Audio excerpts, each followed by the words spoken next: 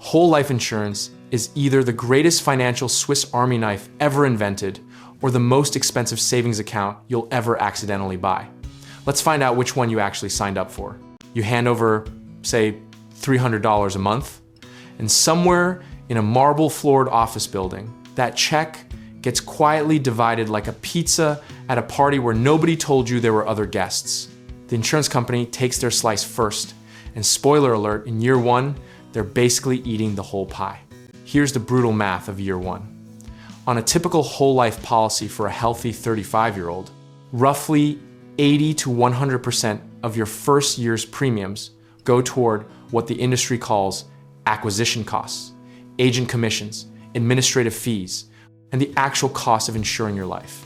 That means if you're paying $3,600 annually, you might see anywhere from $0 to maybe $200 sitting in your cash value account after 12 months.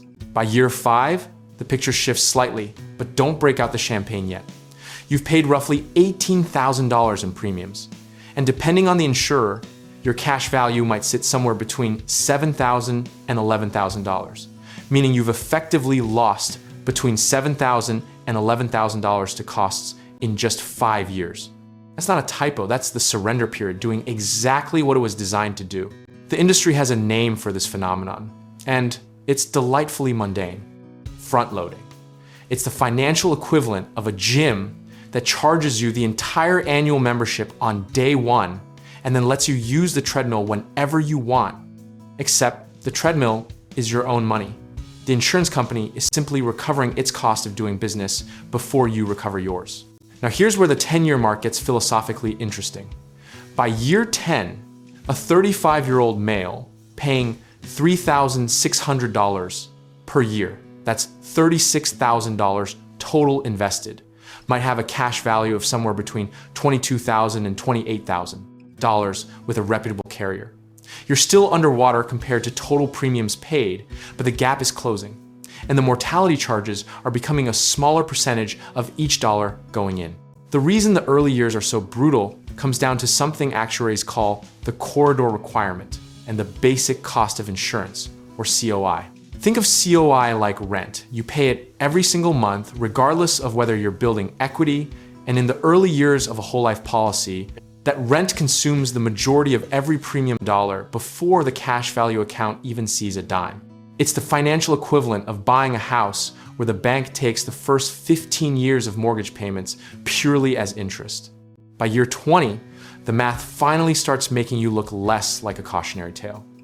On that same policy, you've paid $72,000 in premiums, and your cash value might realistically land between $60,000 and $80,000, depending on dividend performance and your specific carrier. You're approaching break-even or even slight positive territory, and the policy's internal rate of return typically lands somewhere between 2 and 4% annually over 20 years. Which sounds modest until you remember this is a guaranteed tax-deferred instrument with a death benefit attached. Here's the irony that nobody in the brochure mentions. Whole life insurance is technically a terrible short-term savings vehicle and a fairly reasonable long-term one. The people who get hurt are the ones who buy it thinking it's liquid, then surrender in year 3 with 50 cents on the dollar, essentially donating money to the insurance company. The people who benefit are the ones who hold it like a boring, predictable bond in a corner of their portfolio and never panic. The misconception that wrecks most people is confusing accessible with break-even.